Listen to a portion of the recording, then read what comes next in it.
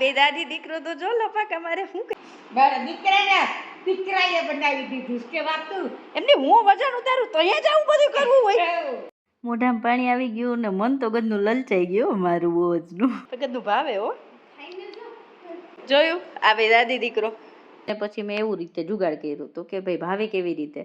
તમારે કઈ પૂછવું હોય કે સવાલ હોય બધું તો બિંદાસ પૂછજો મને વેઇટ લોસ જર્ની. સવારના 6 વાગવા આવ્યા હતા એટલે આપણે જીરા પાણી ઉકળવા મૂકી દીધું અને હેતુ હેતુ ગરમ કરી પી લીધું અને પછી સીધી કસરતે વર્ગી ગઈ કારણ કે આ બુધવારથી મેં કસરત પણ ચેન્જ કરી છે. અડધી કલાકમાંથી 45 મિનિટની કરી છે અને કાલના વિડીયોના ડિસ્ક્રિપ્શન બોક્સમાં આપી છે ડે 29માં બરોબર ને પછી 7:45 થયા એટલે મેં કીધું હાલો હવે આપણે નાસ્તાનું કંઈક કરી એક્સરસાઇઝ પછી પ્રોટીન લેવું જોઈએ એટલે સત્તુવાળું મિલ્કશેક મેં આજે કમ્યુનિટી પોસ્ટમાં મૂક્યું છે ને એ ટાઈમ ટેબલ પ્રમાણે ખાવા પીવાનું રાખ્યું છે. મેં જે સત્તુ પાવડર લીધો છે એ મિક્સ વાળો રેડીમેડ આવે છે એ છે પણ તમારે કદાચ ઘરે બનાવવું હોય તો દારિયાનો ભૂકો કરીને તમે ગૂગલ કરશો કે યુટ્યુબમાં જોશો તો ખબર પડી જશે એવી રીતે બનાવી શકાય એકદમ ઈઝી. પણ મને એમાં તો કાંઈ ભાવે નહીં પણ સારું લાગે છે એટલે હું હવે રેગ્યુલરમાં વચ્ચે વચ્ચે લઉં છું. જે લોકો મારા રેગ્યુલર વિડીયો જોવે છે એને તો ખબર છે કે હું ઘરકામ મારું રોબોટ પાસે મતલબ મારી વહુ પાસે કરાવું છું પણ અઠવાડિયે એક વખત હું ખુદથી કરું છું ઝાડુ પોછા બધું જ એમ. તો મને એમ થયું હાલો આજે અઠવાડિયું થઈ ગયું છે તો હું કરી લઉં એટલે ફટાફટ લાગી પડી સવારમાં તો કામે હો.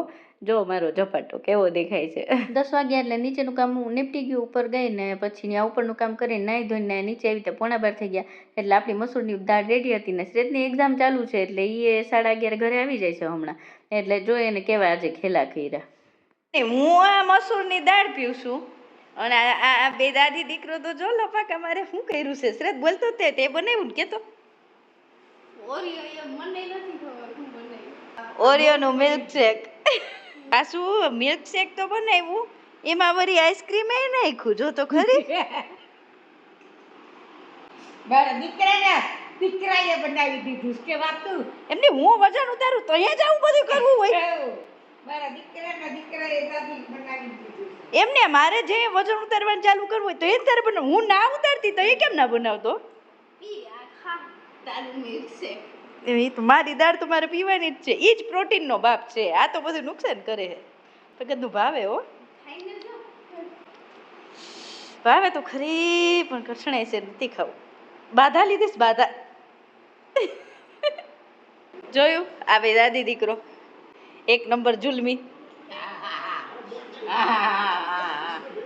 દેખતો આમાં આઈસ્ક્રીમ તો જો લપાલપ તરે છે. જો આઈસ્ક્રીમ એટલે મને બતાવું છું કે વિડીયો જોવા વાળા. હાય હાય તો મને નહીં કહો કે તારે ખાવું છે. મોઢામાં પાણી આવી ગયું ને મન તો ગદનું લલચાઈ ગયું મારું ઓજનું. અરે મેં કીધું ભાઈ કરી કીધું ખાવું છે કરી મારે વજન ઉતારવું કઈ નથી ખાવું. મેં મન મક્કમ કરી લીધું તો દાદી દીકરા બે બહુ લલચાવી પણ હું બેહી ગઈ ઝૂલામાં દાળ લઈને મારી. મેં કીધું એ ભલે મિલ્કશેક પીતા આપણે તો દાળ ભૂલીને હું ભલી ભાઈ નહીંતર આટલા દિનની મહેનત આવી રીતે મન લલચાવ્યા રાખીશ ને તો વારો નહીં આવે મહેનત ઉપર પાણી ફરી વળશે ભાઈ. ભલે મજા કરે આપણે તો દાળ પી લઈ ભાઈ બરોબર. આપણે તો દાળ વિના ઉધાર નથી.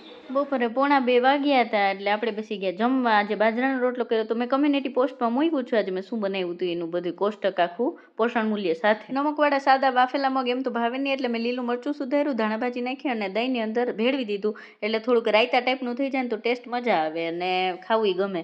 એટલે આજે પછી મેં એવું રીતે જુગાડ કર્યું તો કે ભાઈ ભાવે કેવી રીતે તો મગ બાફેલાને નાખી દીધા હતા એમાં સારા લાગતા હતા. મેં તો કોઈ દી આવી રીતે ખાધું નહોતું પણ હવે આ જો વેટ લોસ જર્ની બધું કરાવે કહું લે કરથી ખાવી પડે એ ટાઈપનું કામ કરાવે એમ પણ સારું લાગે વાંધો નથી. કાલની જેમ આજે પણ મેં સવારમાં દહીંને મેળવું જ્યારે ત્યારે છે ને પનીર બનાવી લીધું હતું મારા સાસુનો પ્રિય પાણું રાખીને અને પનીરને હવે મેં કીધું આમ કેમ ખાવું તો પછી મને એમ થયું કે હાલો શાકમાં દાળમાં બધામાં થોડું થોડું ખમણી નાખું એટલે મેં છે ને આદુ ખમણવાની ખમણી હોય ને એનાથી ખમણી નાખી. 32 બાર ફોર્મ્યુલા ચાલુ કર્યું છે ત્યાર પછી તો હું આખો રોટલો ખાઈ નથી વખતે અડધો ખાઉં છું એટલે આજે તો મેં નાનો ને પાતળો રોટલો કર્યો હતો એટલે મેં કીધું આ અડધો રોટલો રોજ વધે ને એના કરતાં કોઈ તો પછી ખાય નહીં તો નાનો રોટલો કરવો એટલે નાનો ને પતલો રોટલો કર્યો તો થોડોક એટલે અડધા રોટલા જેવો જ થાય એમ. શાંતિથી ઘડિયાળ સામે બેસી અને હવે 32 બાર ફોર્મ્યુલા હિસાબે જ ખાઈ લીધું હતું વ્યવસ્થિતથી ચાવીને નિરાતથી. અડધી કલાક થઈ હતી મારા ખાતા અડધી કલાકથી થોડુંક 5 મિનિટ વધારે થઈ છે સમજી લો ને 35 મિનિટ જેવું. જમી કરીને રસોડાનું કામ નિપટાવ્યું ત્યાં 5 ને ઉપર થઈ ગઈ હતી મેં કીધું હાલો જાસૂદની ચા પીવાનો ટાઈમ થઈ ગયો તો જાસૂદની ચા બનાવી મરી નાખ્યું લીંબુ નાખ્યું સંચળ નાખ્યું અને જાસૂદના ફૂલ તોડીને પછી એનો કલર જોવો બહુ ગમે મને. જો કેવો મરૂન હોય ને લીંબુવાળા પાણીમાં જાય એટલે કેવો લાલ ચટાક થઈ જાય, મજા આવે જોવાની એમ. અને બસ મજાથી મેં ઝૂલામાં બેસીને પાછી જાસૂદની ચા, ઝૂલું અમારું ના મુકાય હો, બધી બાજુ ને ઝૂલો મજા આવે એમ. ઝૂલામાં બેસીને પી લીધી. 6:30 વાગ્યા પહેલા મેં પછી તરબૂચે ખાઈ લીધું હતું, એ પણ ઝૂલામાં બેસીને ખાધું હતું.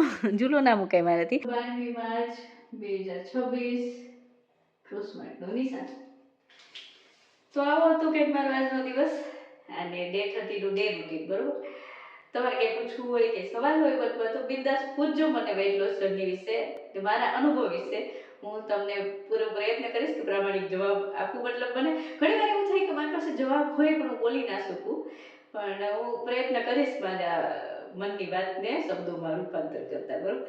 અને ચલો ફરી પાછા મળીએ આવતીકાલે રાત્રે 10 વાગે. ત્યાં સુધી ચમકતી ચાંદનીને રજા આપો. જય શ્રી કૃષ્ણ. ખુદનું ધ્યાન રાખજો, પરિવારના બધાનું ધ્યાન રાખજો. બાય બાય, ગુડ નાઇટ, જય શ્રી કૃષ્ણ.